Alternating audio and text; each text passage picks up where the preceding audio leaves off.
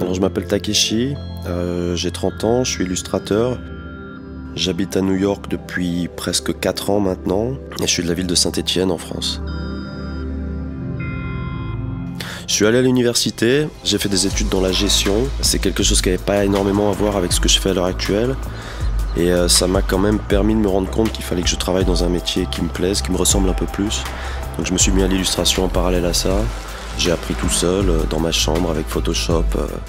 J'ai commencé en faisant des flyers pour des potes, pour des soirées, des affiches, soirées étudiantes, ce genre de choses. Ça m'a amené beaucoup plus loin que je le pensais.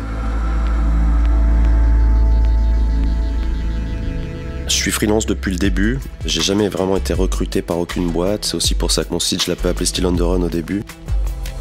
Je travaille dans pas mal d'agences différentes maintenant à New York. Je travaille beaucoup dans la pub télé maintenant. Je fais des storyboards, je fais des style frames comme on appelle ça ici. Donc j'ai une partie de mon activité qui est liée à mes agents. Donc j'ai plusieurs agents dans le monde qui me trouvent des contrats en direct que je vais faire de chez moi. Mais j'aime aussi beaucoup travailler en studio pour des petites périodes d'1 semaine, 2 semaines, 3 semaines. Ça me permet de rencontrer des gens, faire partie d'une équipe un petit peu plus. Et puis c'est vrai qu'il y a une culture de la communication à New York qui est super ouverte et c'est très facile de bosser dans ce milieu-là. Le freelance me permet quand même, par rapport à beaucoup de collègues ou de gens que je connais dans ce milieu, de faire encore un petit peu de création personnelle, chose qui est très importante dans ce domaine. Sans création personnelle, c'est très difficile d'avoir un style et c'est très difficile après d'avoir d'autres clients, de sortir un petit peu du lot. Les agences américaines recrutent énormément de freelance et pas forcément que des graphistes ou des illustrateurs. Il y a aussi les animateurs, il y a les producteurs, les directeurs artistiques. Ce qui permet d'avoir des équipes de gens qui viennent d'horizons très différents et qui au final sont tous très bons dans leurs compétences.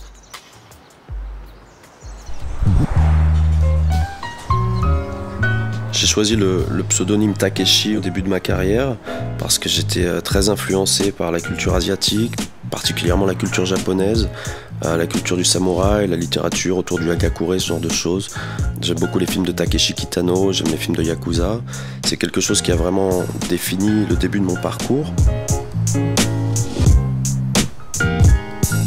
Par la suite, je me suis laissé un petit peu plus influencer par d'autres graphistes. Je faisais partie d'un milieu graphique où les uns et les autres, on se connaissait tous et finalement une petite compétition s'est créée entre nous et on s'est permis d'évoluer les uns avec les autres. Et puis au fil du temps, avec l'âge, on reprend un petit peu de distance par rapport au milieu graphique et on essaye de développer quelque chose de plus personnel.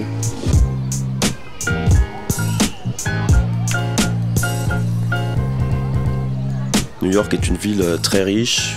On peut se perdre assez régulièrement, on peut marcher, on peut voir des choses nouvelles tous les jours. Ça me permet quand même de nourrir beaucoup ma créativité, même si on ne la ressent pas forcément dans mes créations qui sont beaucoup plus minimales et beaucoup plus abstraites aujourd'hui.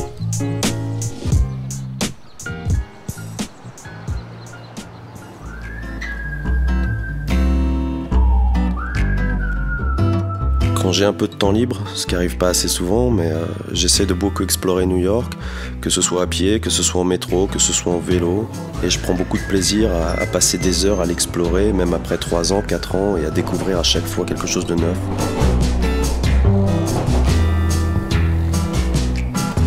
Il est difficile pour moi de savoir à quoi va ressembler mon travail. J'ai tendance à improviser au fur et à mesure du travail. Je rajoute des éléments qui vont prendre du sens les uns par rapport aux autres en termes de composition. J'essaye d'avoir un travail équilibré, propre, avec une attention particulière aux détails.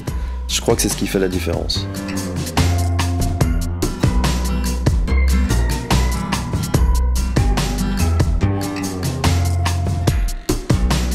Donc je ne dessine pas.